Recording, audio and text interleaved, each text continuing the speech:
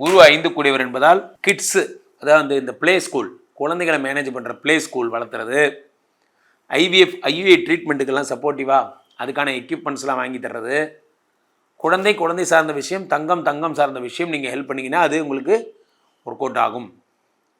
சிம்மராசிக்காரர்களுக்கு அடுத்ததாக சூப்பரான ஒரு விஷயம் என்ன அப்படின்னா, உங்களுக்கு 11 கூடிய புதன் தான். புதன் மட்டும்தான், அதேமாதிரி சுக்கரன் மட்டும்தான். எதை நீங்கள் தொடக்கூடாதுன்னா, இரும்பு, லேத் மிஷின் ஓட்டுறது, இது எதுவுமே நீங்கள் தொடக்கூடாது. ஏன்னா 6 கூடியவன் சனி என்பதால் மிஷினு, இரும்பை தொடவே கூடாது. இரும்பு பொருள் மேனுஃபேக்சரிங்கு, இரும்பு ஆயுதங்கள், சுத்தி, ரம்பம் போன்ற ஆயுதங்கள் மேனுஃபேக்சரிங் அதெல்லாம் நீங்கள் தொடவே கூடாது. இரும்பு கண்டெய்னரு, ஸ்கிராப் பிஸ்னஸ்ஸு இதெல்லாம் உங்களுக்கு வராது. இரும்பை நீங்கள் கட் பண்ணக்கூடாது. அதே மாதிரி 4-9 கூடியவர் செவ்வாய் என்பதால் ரியல் எஸ்டேட் சம்மந்தப்பட்ட பிரச்சனைகள், ரியல் எஸ்டேட் பண்ணக்கூடாது.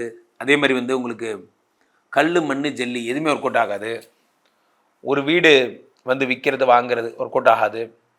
ஊடகம், பெண்கள் இதெல்லாம் தான் உங்களுக்கு ஒர்க் அவுட் ஆகும். பெண்களோட ட்ரெஸ்ஸஸ்ஸு, பெண்களோட ஆடை அணிகலன்கள், பெண்கள் சம்மந்தப்பட்ட காஸ்மெட்டிக்ஸு, பெண்களை வைத்து எடுக்கக்கூடிய சினிமா சீரியல்ஸு, அதுவும் சீரியல்னாலும் பெரிய லென்த்து சீரியலாக இல்லாமல் சின்ன சின்ன, அதாவது பெரிய படமாக இல்லாமல் சொல்லுவோம் இல்லையா, வெள்ளித்திரை, சின்னத்திரை, வெள்ளித்திரை உங்களுக்கு ஒர்க் அவுட் ஆகும்.